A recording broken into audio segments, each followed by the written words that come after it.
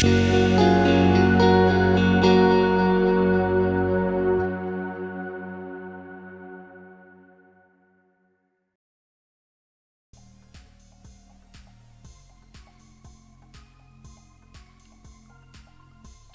días, buenas tardes, buenas noches. Hoy es sábado 15 de julio del año 2023. Estamos a tan solo 8 días de las elecciones generales en España.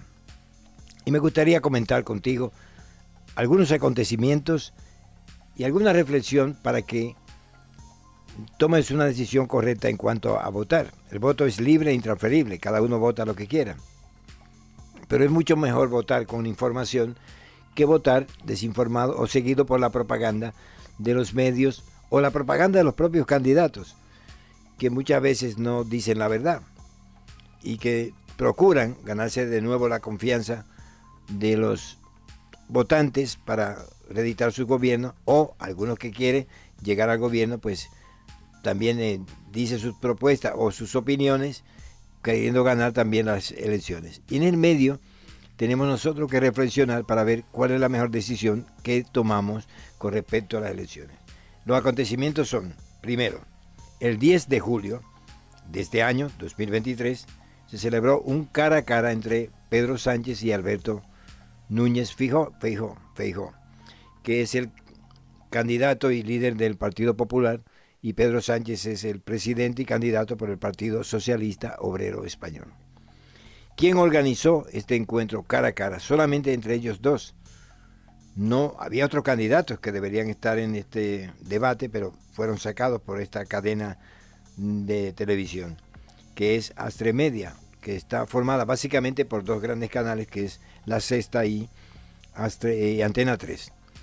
Antena 3 es de derecha, ¿no? Y La Sexta es supuestamente progresista y básicamente apoya los gobiernos de izquierda o las propuestas de género y todo esto. Estamos sometidos a un bombardeo increíble sobre propaganda en todos los sentidos por estas cadenas de televisión. Hay dos grandes cadenas en España que ocupan casi el 80 o 85% de toda la propaganda, promoción y publicidad de este país.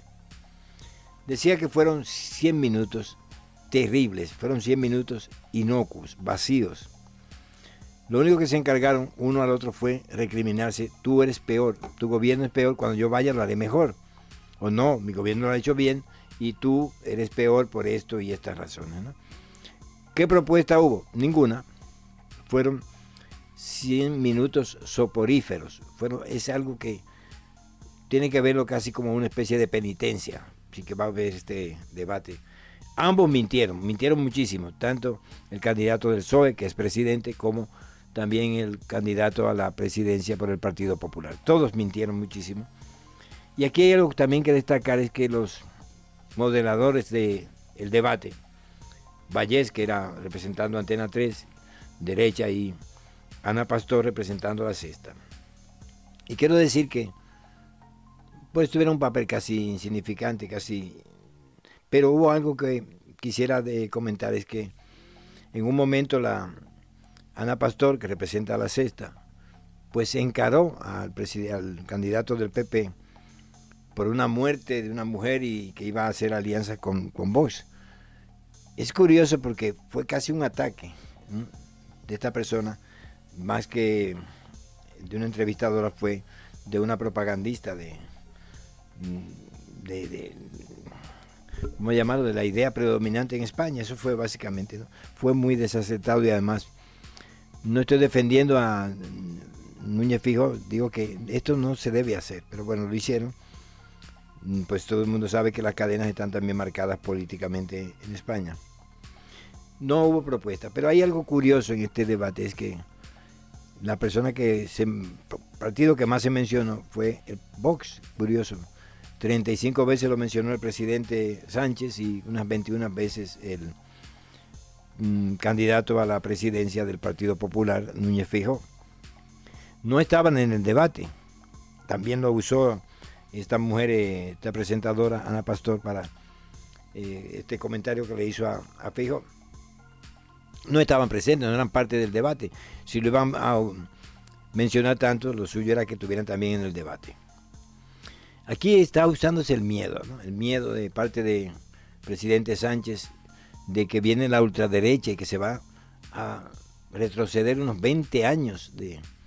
Pero la pregunta que uno se hace es, la ley de feministas, es decir, el Ministerio de Igualdad, que estaba presidido, sigue estando presidido por Irene Montero, sus políticas del sí, solo es sí, las transgénero, sobre el aborto, sobre la sexualidad, ¿no? Los cambios de géneros, registrar, ¿han hecho bien al país o no? ¿Han creado más problemas? Pues hay una ley que es la ley del sí, solo es sí, que ha hecho que las condenas se le rebajen a muchos violadores que están en la calle, otros que se les reduzca la condena. Y esa fue una ley mala, pero nadie ha admitido del gobierno que fue una ley mala. Muchas leyes, hay muchas leyes, pero el problema de la violencia contra la mujer o la violencia familiar no ha decrecido en España, por lo que estas leyes han sido inútiles. Hay que buscar otra vía para ver qué se puede hacer para que desaparezca, pero si esta ley no ha dado resultado, pues significa que no sirve para nada. Es sencillo, no sirve para nada. Hay que quitarla y punto. Y yo creo que no se acomete con seriedad, con lógica, con sentido común, muchas de las leyes que no han servido para gran cosa.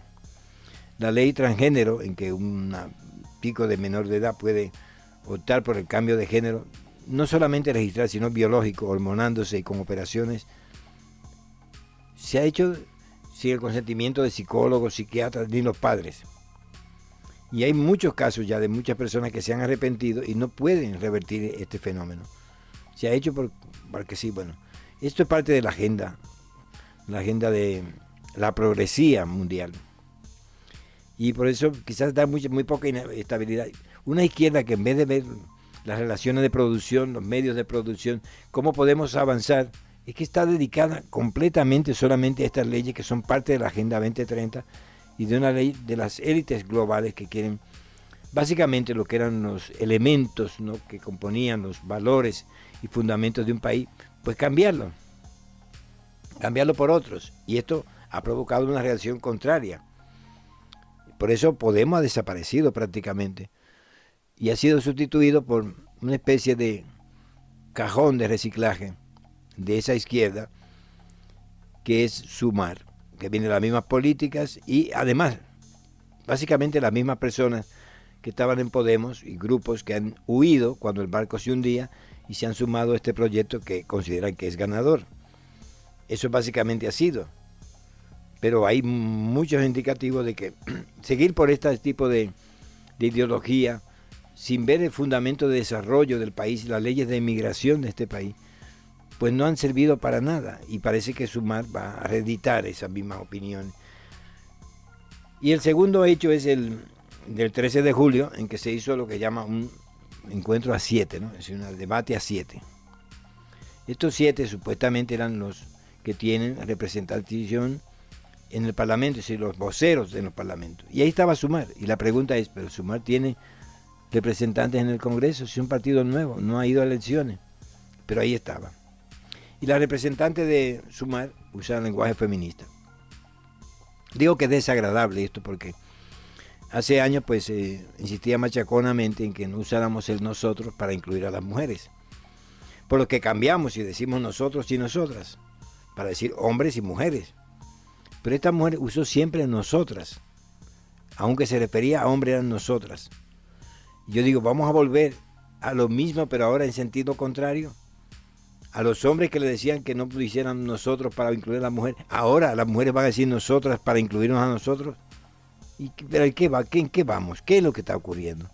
Esta gente cree que si cambia el lenguaje cambia la realidad. No, se cambia la realidad y luego el lenguaje cambiará, pero no así a la machacona.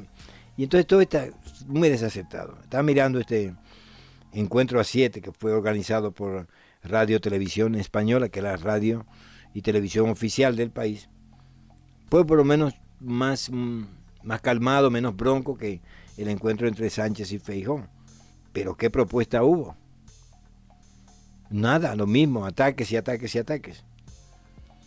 Curiosamente, el único partido que hizo propuesta a través de su vocero, que era Iván de los Monteros, fue Vox. Hizo una propuesta sobre migración, sobre que el país no puede estar sometido a las decisiones de instancias supranacionales como la OTAN o la Unión Europea, y que el país tiene que recobrar cierta soberanía como país, ¿no? Pero bueno, ya de Vox se ha hecho una especie de monstruo en que la gente pone calificativo y no analiza cuál es su planteamiento y no analiza tampoco cuál es la propuesta que hace. Es un partido ya nazi, fascista, ultraderechista, homófobo, inclusive racista. Y yo me río mucho porque el secretario general de Podemos es un negro. Y lo que plantea con respecto a las políticas es que ante un mismo hecho el castigo sea el mismo, que no puede haber un castigo diferente por ser hombre o mujer, que ante el mismo delito pues la misma pena, ¿no? Y que hay que incluir en la violencia no solamente del hombre a la mujer, sino también la violencia que hacen contra los niños, contra los ancianos, en el ámbito familiar. Y yo creo que es razonable, es lógico que se plantee esto. Pero bueno, ya está tachado este partido de ultraderecha. En España no hay ultraderecha, hay derecha.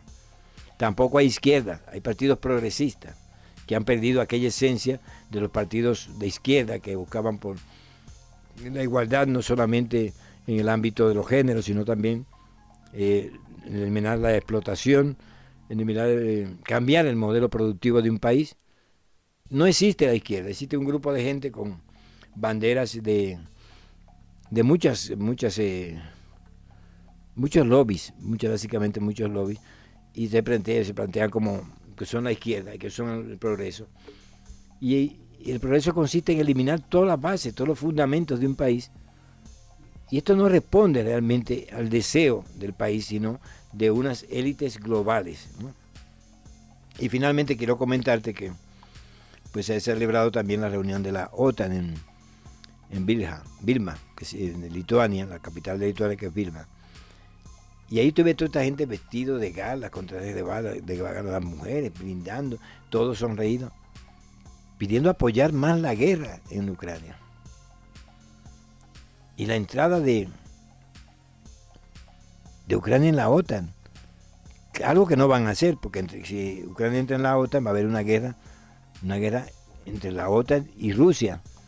Y ellos quieren que Ucrania sea la que pelee mientras le dan dinero, recursos. Y esto, no hay nadie que diga, mira, no, hay que parar esto, porque no conviene a Ucrania, porque está perdiendo su población joven. No conviene a Europa, ni económica, en ningún plano conviene. Pero estos líderes que nos ha tocado, válgame Dios, espero que hasta cuándo nos van a tocar, pues no hacen nada para parar esto. Y hace poco, pues, Estados Unidos aprueba el envío de bombas de racimo a Ucrania. Bueno, diciéndole que no la puede usar en territorio ruso, sino dentro de Ucrania. ¿Qué pasa con las bombas de racimo? Que explotan en el aire y riegan un terreno de muchas bombas que la mayoría no explota, se quedan ahí por años y luego las personas pisan estas bombas y se pierden los miembros, las piernas o la vida. 100 países se oponen al uso de estas bombas de racimo y se considera que el uso de ellas es un crimen de guerra. Pero ahí estaban todos, más bombas para Ucrania, más. Dice, pero ¿cuándo van a parar la guerra? Por un lado aquí, en lo interno, estos políticos dan con dimes y diretes, como que tú más, sin ninguna propuesta.